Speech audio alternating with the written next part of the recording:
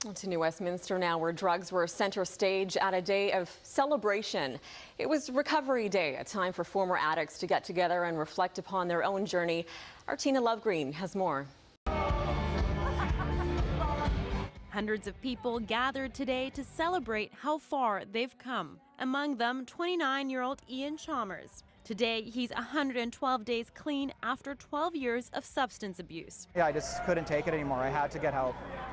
His addiction began innocently enough, partying in high school while drinking and smoking weed with friends at parties.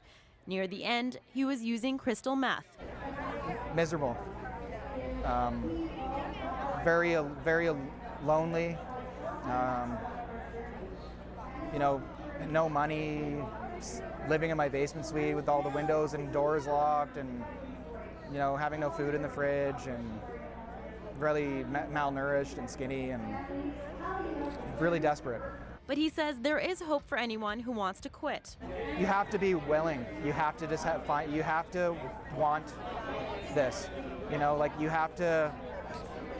have to get to a point where you're desperate enough to do it.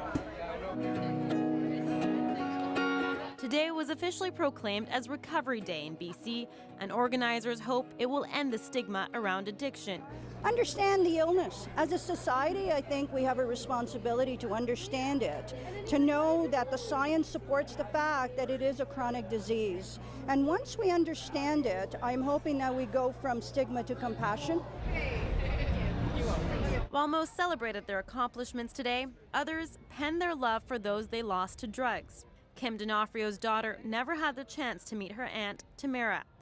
She only knows to draw her face from photographs. When you say addict, you think of the downtown people or on the streets. They're prostituting themselves for money to buy drugs, and and they're bad people, and they're not. Like, my sister was not a bad person. She was just troubled, and she had a horrible, I call it a horrible disease.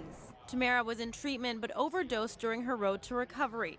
D'Onofrio believes that an event like today's could have made a difference. And I think that if she saw all this, I think she might even still be here with us today.